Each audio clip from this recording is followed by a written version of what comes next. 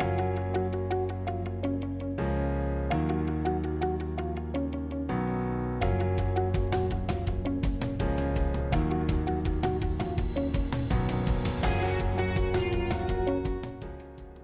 I'm Dr. Bruce Clark, the Turfgrass Extension Specialist in Turfgrass Pathology and the Director for the Rutgers Center for Turfgrass Science. Welcome to the 2020 Virtual Field Days, and today we're going to be talking about gray leaf spot.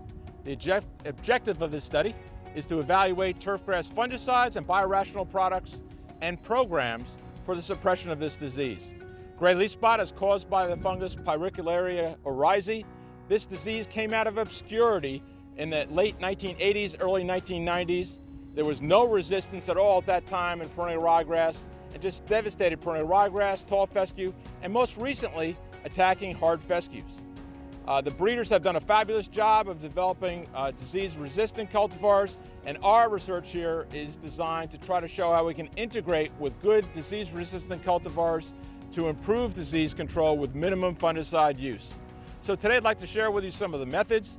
And if you do a pan of the field test, I can sort of give you a rundown of how this test was set up.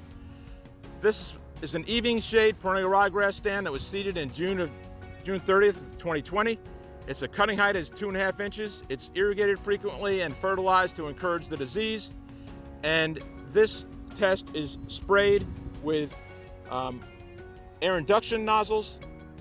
The study started getting disease on July 28th when we had 50% infection, and it ramped up to 95% disease on August 17th. And we sprayed these fungicides with air induction nozzles 9503E. We applied it either on a 14 or 21 day schedule, and as you can see, there aren't many treatments that are really protecting the turf. When this disease comes in, it pretty much obliterates the turf. What I'd like to do is first share with you information on single active ingredients, finally moving to combination products, and then last but not least talking about some of the fungicide rotational and alternation programs. So let's first start with active ingredients. We're standing first in terms of single active ingredients, diagonal action, which is chlorothalonil, with the azobenzolar, which improves plant health, plant defense activation. If we move back to our next active ingredient, this would be 3336, and really 3336 is one of the mainstays of disease suppression. You can see some disease in here. It's not complete control, but with a very susceptible cultivar like this and conditions that we've had, which have been incredibly conducive to this disease in July and August, there's really not much you can do to keep this disease completely out. Some of the combination of products tend to work a little bit more effectively in many cases. This is Oximus, which is a combination azoxystrobin, tebuconazole at 1.6 ounces every 14 days, holding up very well until the last week where we start to see some disease ingressing from the periphery plots. If we walk back a little bit, we come to Posterity XT. And Posterity ST is Posterity, propiconazole, and azoxystrobin. Very effective, keeping a broad spectrum of diseases out.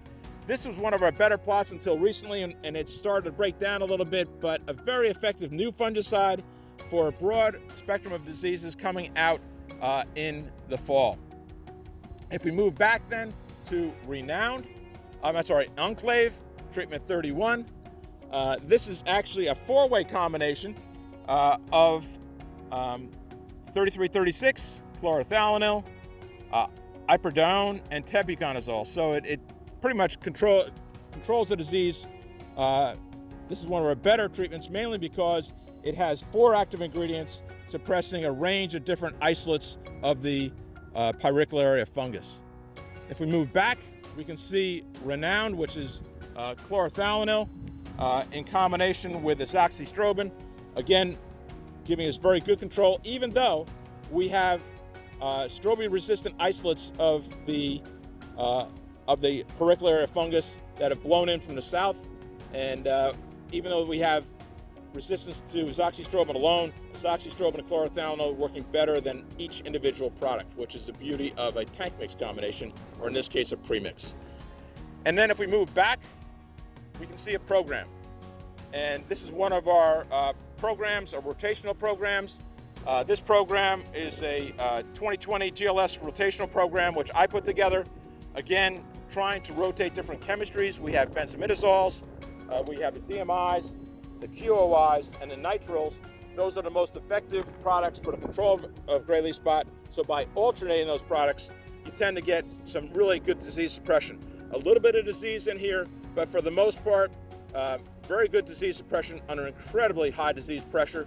And if you walk over or look to the plot right next to it, an untreated plot, incredible amount of disease pressure, pretty much almost nothing surviving. And that just shows you how devastating perennial ryegrass can be, how devastating gray leaf spot can be on perennial ryegrass, and also to a lesser extent on tall fescue and fine fescues. Thanks for listening. I look forward to sharing with you some results from some additional field trials in a few moments.